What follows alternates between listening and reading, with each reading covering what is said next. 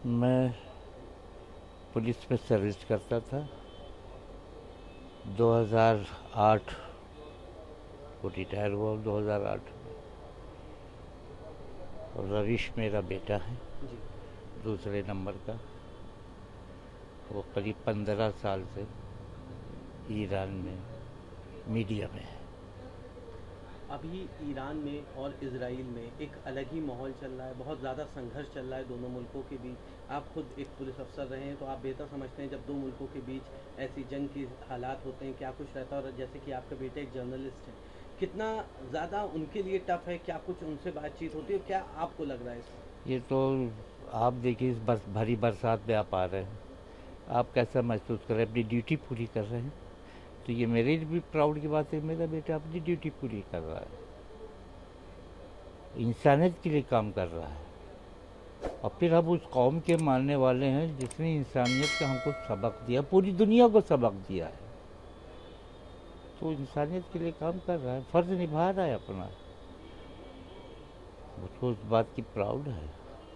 कभी घबराहट या डर नहीं लगता इस नहीं, माहौल में बच्चा घबराहट है? का तो अल्लाह का शुक्र है कि मैं कभी किसी मामले में, किसी मौके पे, लम्हे में घबराया नहीं।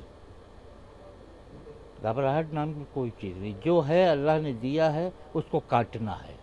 अमूमन माँ बाप के दिल में एक हमेशा औलादों के लिए बहुत डर रहता बीइंग है। ए फादर, तो बहरहाल भी तकलीफ देगी। हर बाप ये चाहता है कि बेटा सामने से रहे। तो ये तो बाप की हैसियत से तो मेरी यही ख्वाहिश है।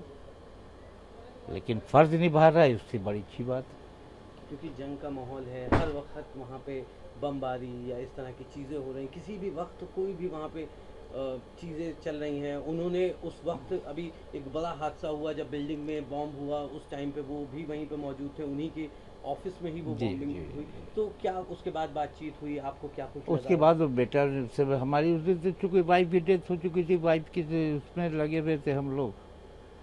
बस ये हो गया कि अब बम्बार्डमेंट हो गया है, फ्लाइट्स बंद हो गई हैं, कोई आ नहीं पाएगा। तो हम लोग इसी में रह गए, हम लोग डिस्पोजल बॉडी का कर दे। फिर शाम को उससे बात हुई, तो उसने कहा डैडी ऐसी बात, हमने कहा हमको अंदाज़ा पहले ही हो गया था कि चूँकि न्यूज़ में आ ही रहा था। और तुम्हारी अब ये बताओ तुम खैरियत का? डैडी बस 20-21 मिनट पहले, सेकंड पहले हम ऑफिस से बाहर आए थे, अल्लाह को हमारी शहादत मंजूर नहीं थी। ये कह के रोने लगा। माँ का दुख देख। उसकी भी वाइफ की डेथ हुई अभी लास्ट सितंबर में, 23 सितंबर 2024 को उसकी भी वाइफ डेथ हुई थी। उस वक्त भी वो ईरान में था।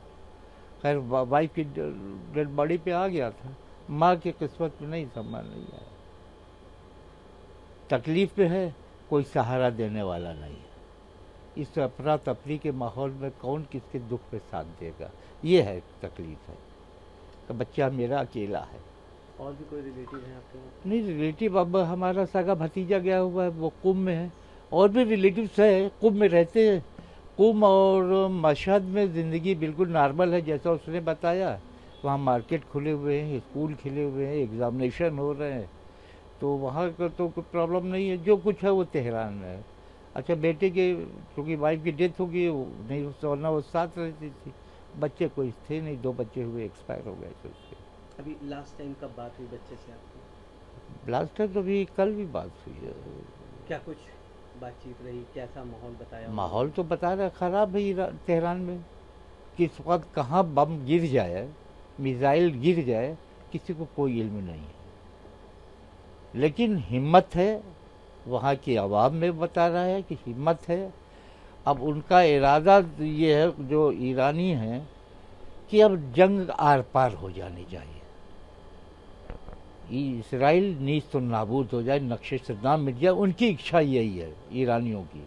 आप क्या सोचते हैं इस बारे में? इससे बेहतर क्या है? ईरान इसराइल ने इतने जुल्म किए हैं, मासूम लोगों को कत्ल किया। गाजा में कितने हज़ारों लोग मारे गए हैं, बेगुनाह मारे गए हैं, निहत्थे लोग मारे गए हैं। इसकी सज़ा तो अल्लाह को देना चाहिए, नीस्त नाबूद हो जाना आपने चाहिए। भी बातचीत में एक जिक्र किया, आपने कहा हमारे बच्चे ने ये बात कही कि अल्लाह को हमारी शहादत मंजूर हाँ, है। आपको क्या उस बात से तकलीफ नहीं हुई? कोई आपने तकलीफ नहीं। मैं प्राउड महसूस करता हूँ। कि बच्चे में इतना कुर्बानी का जज्बा है, नाकारा नहीं है। ये करबला का वाक़या हमारे पेश नज़र है। 72 आदमी लाख 1.25 लाख की फ़ौज में घिरे हुए थे, लेकिन उनके कदम पीछे नहीं हटे। तो हम उस कौम के मानने वाले हैं, उस कौम के पैदा हैं। तो कोई वो नहीं है, दहशत नहीं है। और उसमें अल्लाह का शुक्र अदा करते, किसी मरहले पे हमने कोई दहशत नहीं महसूस की। तमाम ऐसे लोग हैं लखनऊ से, हिंदुस्तान से, जो ज़ियारत के मकसद से हमारी ईरान परिवार में। के गए हैं, जी। परिवार के भी हैं, हालांकि हमारे लोग सगा बहुत भतीजे। घबराए हुए हैं, वो चाहते हैं कि फैमिली के लोग वापस आ जाए। नहीं, फैमिली यहाँ जो है, जो यहाँ फैमिली मेंबर्स है, जो यहाँ फैमिली मेंबर्स है, वो घबराए हुए हैं। लेकिन वहाँ अभी भतीजे से बात हुई थी हमारी, जो गया हुआ है, उसने कहा बड़े भाई यहाँ कोई घबराहट किसी की नहीं। लोग कह रहे हैं कि इतने दिन और रुक कर हमको इबादत का मौका मिल रहा है, वरना फ्लाइट थी चले आते।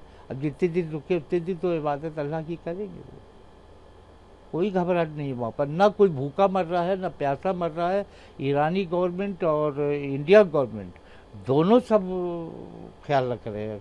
जितने भी हमारे हिंदुस्तान के बाशिंदे हैं, वो सब का उनका ख्याल रख रहे हैं, खाने पीने का, वापसी का भी इंतज़ाम कर रहे हैं। और इंशाल्लाह काफ़िले वाले वापस आएंगे।